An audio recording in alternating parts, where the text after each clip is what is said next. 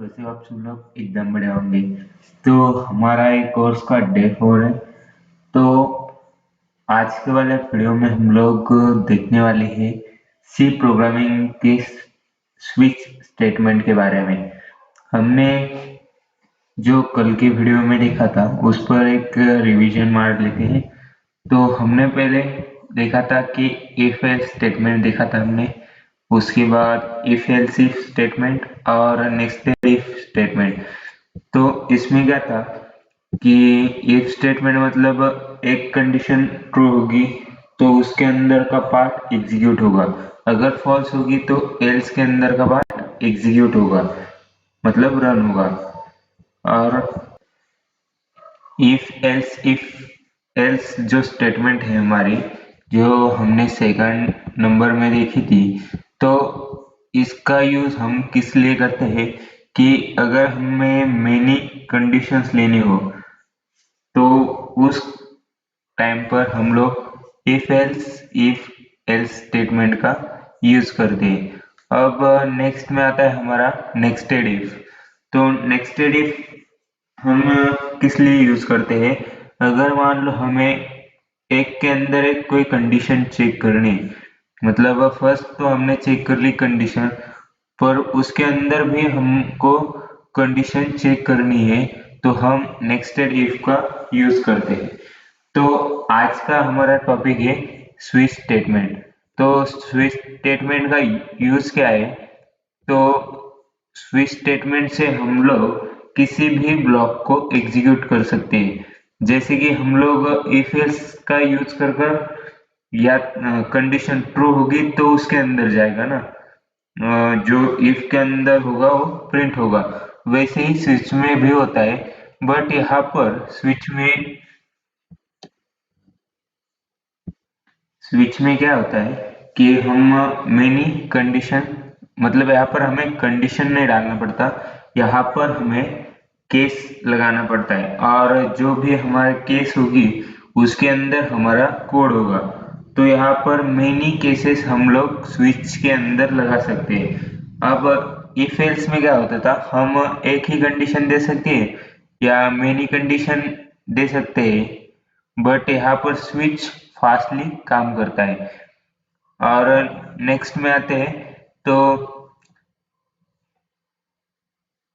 जो हमारा स्विच का सिंटैक्स है, तो स्विच का सिंटैक्स जो है, तो हमें सिर्फ स्विच लिखना है, स्विच एक कीवर्ड है, और उसके बाद एक्सप्रेशन लिखना है, और कर्ली ब्रेस लगाकर केस एक्स, उसका केस एक्स का कोड, उसके बाद ब्रेक स्टेटमेंट।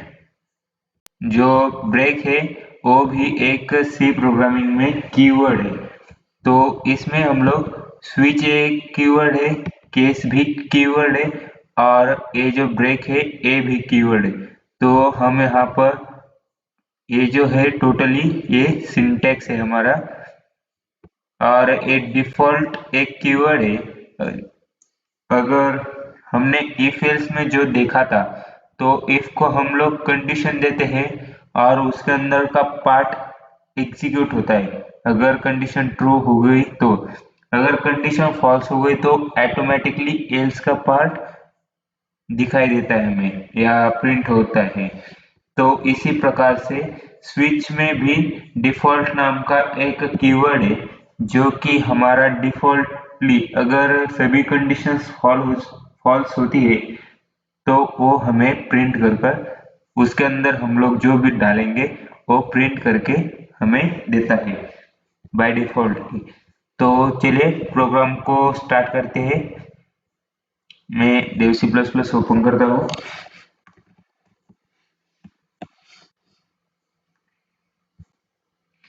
यहाँ पर मैं बनाता हूँ न्यू फाइल। अब हमें पहले क्या करना पड़ेगा, हेडर फाइल लेनी है।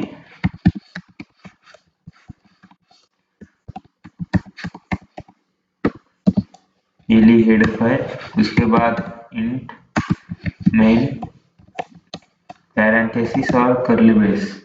तो हमें सबसे पहले क्या करना है, एक वेरिएबल क्रिएट करना है। तो वेरिएबल कैसे क्रिएट करते हैं, इंट और वेरिएबल नेम।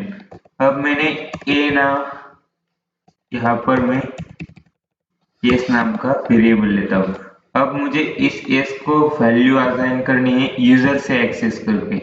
तो यूजर से एक्सेस करने के लिए हम सबसे पहले यूजर को एक मैसेज देते हैं, print F of enter value of s. Okay, उसके बाद यहाँ पर सेमीकोलन और scanf of double quote के अंदर हमें %d लेना है, क्योंकि यहाँ पर हमने इंटीजर वैल्यू ली थी। अगर फ्लोट लेते तो यहाँ पर %f करना पड़ता।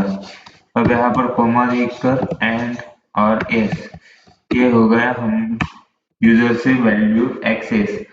तो अब हमें क्या करना है, एक जो डॉट एस है इसे हमें करना है स्विच। तो यहाँ पर मैं कंडीशन डालूंगा,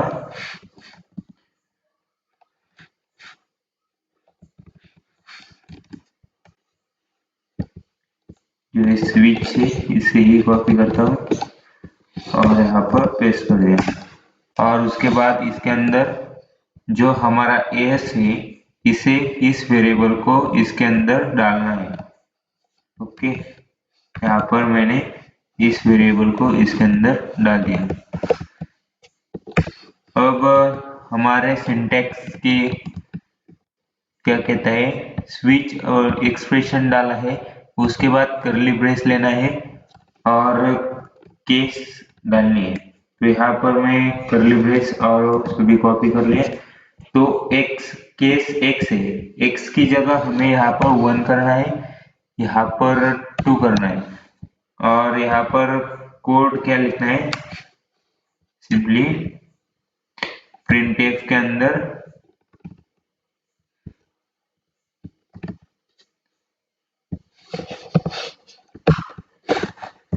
यू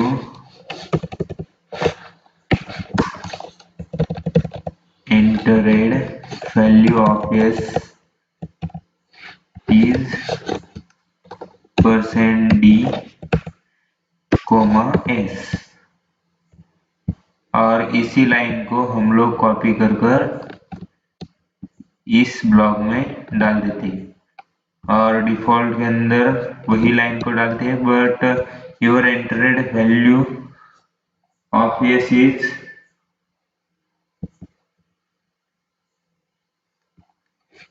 डिफॉल्ट। यहाँ पर डिफॉल्ट डाल देते हैं और यहाँ पर यस हम प्रिंट नहीं करेंगे। तो ये हो गया हमारा स्विच स्टेटमेंट का प्रोग्राम। तो ये वर्क कैसे करेगा, तो यहाँ पर हमने एक वेरिएबल क्रिएट किया है। अब यूजर को एक मैसेज आएगा एंटर वैल्यू ऑफ एस, उसके बाद यूजर वैल्यू एंटर करेगा, मान लो 2 की, मतलब 2 वैल्यू एंटर की यूजर ने, तो वो स्विच में जाएगा, कौन, यस, यस की वैल्यू हमारी 2 है, तो यहाँ पर चेक करेगा कि केस 2 है या नहीं। यहाँ पर एक कंडीशन रॉन्ग हो जाएगी तो नेक्स्ट में जाएगा, यहाँ पर ट्रू होती है कंडीशन तो ए ब्लॉक एग्जीक्यूट कर देगा। तो यहाँ पर कंपाइल कर कर रन कर कर देखते हैं। तो यहाँ पर मैं डालता हूँ s.c, ये हो गया प्रोग्राम रन। उसके बाद मैं यहाँ पर डालता हूँ 2 डालता हूँ और एंटर करता हूँ। तो यहाँ पर देख सकते हो your entered value of S is 2। तो हमारा ए ब्लॉक एग्जीक्यूट हो गया है। अगर मान लो मैं यहाँ पर 2 की जगह 3 डालता हूँ या 34 डालता हूँ, तो यहाँ पर दिखा रहा है your entered value of S is default. तो यहाँ पर हमने यहाँ पर मैसेज प्रिंट किया था कि योर वैल्यू डिफॉल्ट है। तो अब ये था हमारा सिंपल प्रोग्राम। अब यहाँ पर हमें एक्सेस करना है अगर कैरेक्टर, यहाँ पर सिंपली हम क्या करेंगे, उसके बाद यहाँ पर डी की जगह सी और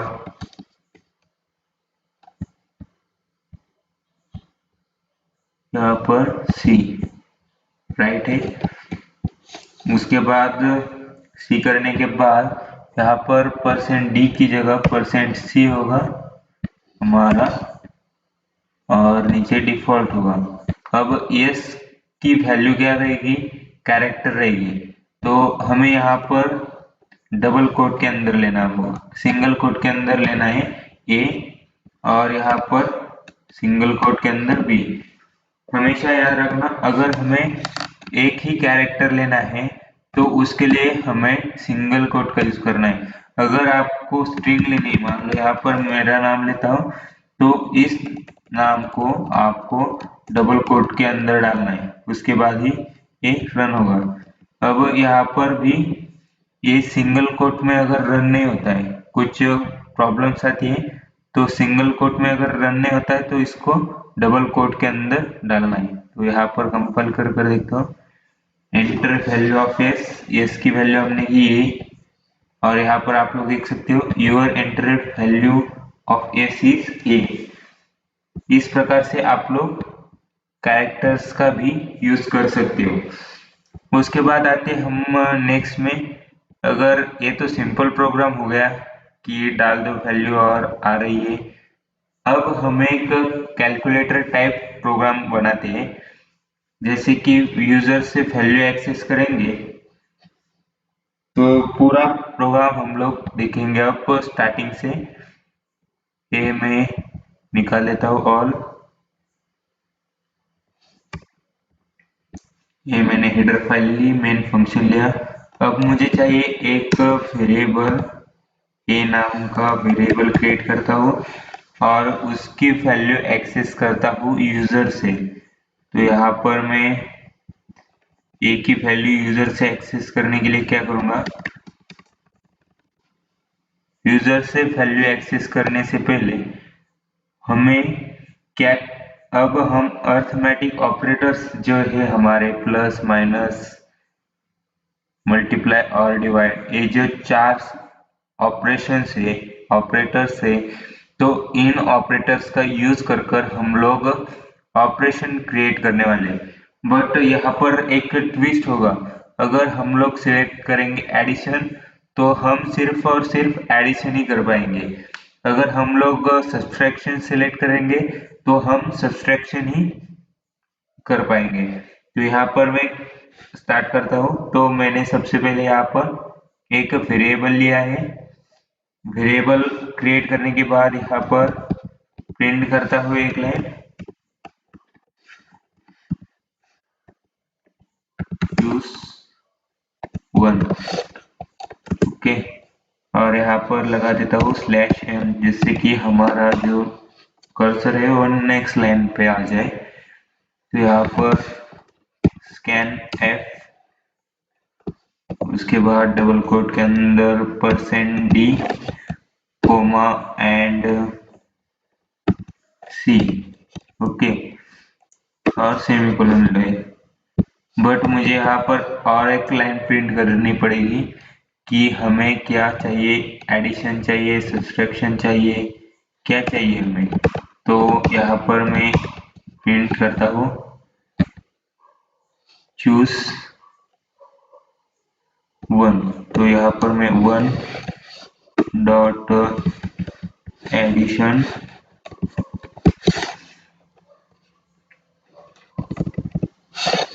सिंपली यहाँ पर ऐड कर देता हूँ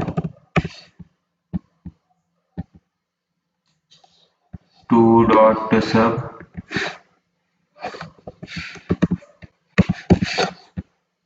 उसके बाद 3 डॉट मल्ट,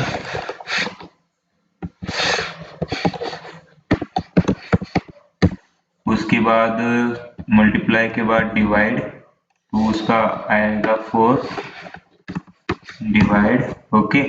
ये हमने 4 लाइंस प्रिंट कर दी। अब हमारा आउटपुट क्या होगा तो हम लोग आउटपुट देखते हैं एक बार। तो यहाँ पर स्कैनफ एंड सी को एरर दे रहा है, क्या है हाँ, यहाँ पर हमने ए लिया है तो यहाँ पर हमें ए लेना पड़ेगा और कंपाइल करके रन। तो यहाँ पर आप लोग देख सकते हो, यहाँ पर चूज 1 आ रहा है और फर्स्ट है एडिशन, सेकंड सब्सट्रैक्शन, लास्ट में डिवाइड। तो यहाँ पर 2 सिलेक्ट करें तो हमारा प्रोग्राम डायरेक्टली एंड हो रहा है क्योंकि हमने सिर्फ यहाँ पर स्कैनफ लिया है। अब हम यहाँ पर करेंगे स्विच, तो मैं यहाँ पर करूँगा स्विच।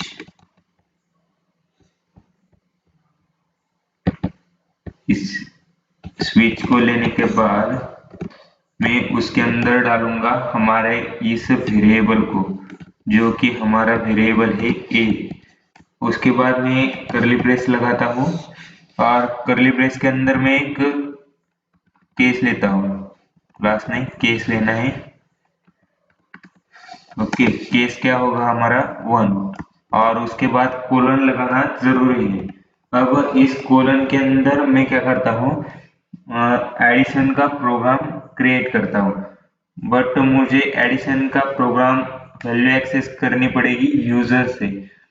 तो यूजर से वैल्यू एक्सेस करने के लिए मैं यहाँ पर वेरिएबल्स क्रिएट करता हूँ।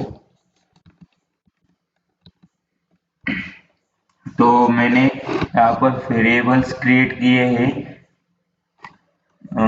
एक्स, वाई और जेड, ये 3 वेरिएबल्स मैंने क्रिएट किए।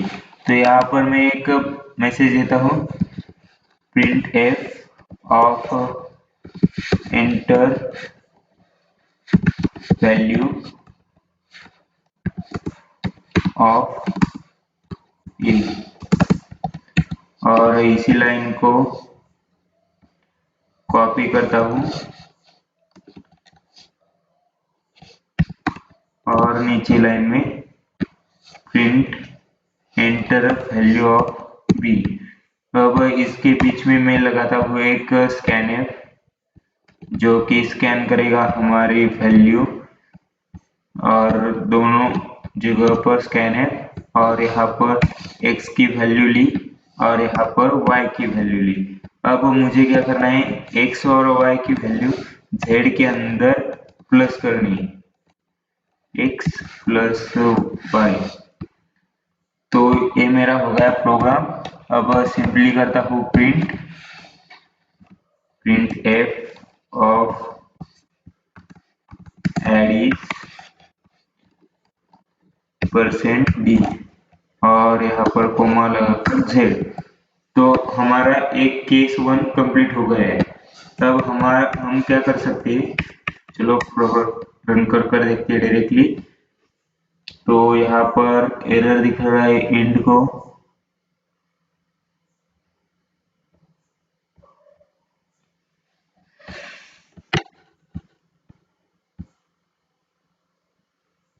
यहाँ पर हमारा सेमीकोलन रह गया था, फिर भी यहाँ पर एरर।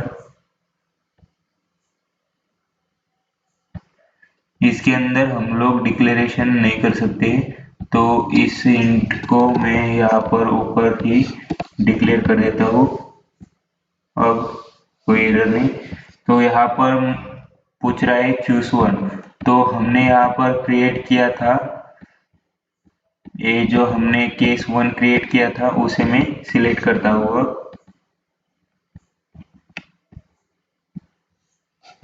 यहाँ पर 1, और यहाँ पर बता रहा है एंटर वैल्यू ऑफ ए, तो वैल्यू ऑफ ए देता हूँ 45 और 5। अब एंटर करते ही एडिशन इज 50। ओके, तो ए हो गया हमारा केस 1। अब हमें चूज करना है अदर 3। तो सिंपली मैं क्या करता हूँ, जो मैंने एक केस 1 लिया है इसी को copy paste as it is करता हूँ। ओके, ये लिया केस 1 की जगह यहाँ पर करता हूँ सिर्फ 2, और एडिशन की जगह करता हूँ सब्सट्रैक्शन।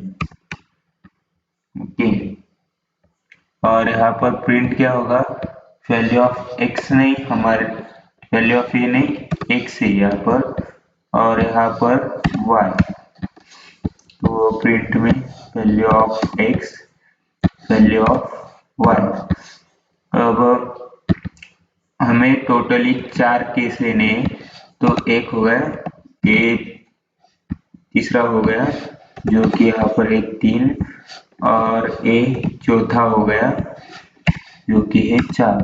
अब लास्ट में हमें एक डिफॉल्ट रखना है, जो कि यहाँ पर आप लोग देख सकते हो, एक डिफॉल्ट स्टेटमेंट रखना है। तो मैं यहाँ पर डिफॉल्ट रखता हूँ और इसके अंदर एक मैसेज देता हूँ, print F of choose 1 to 4। Okay, अब यहाँ पर हमने क्या क्या किया, केस 1 ली, उसके अंदर हमने एडिशन की, केस 2 ली, उसके अंदर सब्सट्रैक्शन की, केस 3 ली, उसके अंदर मल्टीप्लाई किया, और केस 4 के अंदर हमने डिवाइड किया। ओके, डिवाइड किया तो यहाँ पर चेंज किया डिवाइड, यहाँ पर चेंज किया मल्ट, और ऊपर चेंज किया सब्सट्रैक्शन सब। ओके, तो इतना हमने सिर्फ चेंजेस किया है थोड़ा थोड़ा। एक केस आएगा यहाँ पर, एक केस 3 आएगा यहाँ पर, एक केस 4 आएगा यहाँ पर, डिफॉल्ट आएगा यहाँ पर, जैसे कि लाइन अच्छी दिखे। तो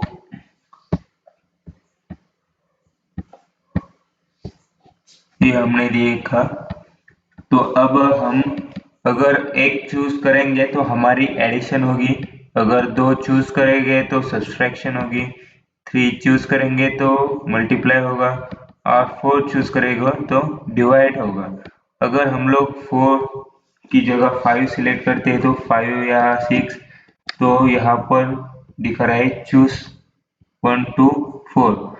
अब यहाँ पर मैं अगर रन करता हूँ तो क्या, यहाँ पर 1 लिया, एंटर किया, तो पूछ रहा है एंटर वैल्यू ऑफ एक्स, तो मैंने दी 3 और फिर से दी 3। तो यहाँ पर आप लोग देख सकते हो एड इज 6, बट यहाँ पर फिर से आ रहा है एंटर वैल्यू ऑफ एक्स, तो मैं फिर से देता हूँ वैल्यू 3। तो यहाँ पर सब्सट्रैक्शन इज 0 दिखा रहा है, और फिर से पूछ रहा है एंटर वैल्यू ऑफ एक्स, तो मैं देता हूँ 4 और 3। तो यहाँ पर दिखा रहा है मल्ट इज 12 और एंटर वैल्यू एक्स, फिर से दिखा रहा है 45 और 5। तो यहाँ पर दिखा रहा है डिवीजन इज 9 और चूज 1 to 4। तो ऐसा आंसर क्यों आया हमारा, तो हमने देखा था यहाँ पर कि जो ब्रेक स्टेटमेंट है वो हमें यूज करना है उस ब्लॉक को रोकने के लिए। अब ये जो ब्लॉक है हमारा, यहाँ पर ये जो केस है फर्स्ट वाली, इसे स्टॉप करने के लिए यहाँ पर एक ब्रेक स्टेटमेंट लगाना पड़ेगा। जिस ये लगाने से यहाँ पर हमारा कोड ब्रेक होगा और नेक्स्ट इस केस से बाहर निकल जाएगा, नहीं तो ये इसके ही अंदर जब तक डिफॉल्ट नहीं आता तब तक घूमता रहेगा। अब यहाँ पर इसे रन करता हूँ, तो यहाँ पर रन करने के बाद सिलेक्ट किया 3 और एंटर किया, तो वैल्यू ऑफ x 5 और यहाँ पर भी 5। तो यहाँ पर देख सकते हो अब मल्टीज 25 आया, अगर मैं सिलेक्ट करूंगा अदर कुछ तो भी वही आंसर आएगा। तो इस प्रकार से आप लोग केस स्विच केस का यूज कर सकते हो।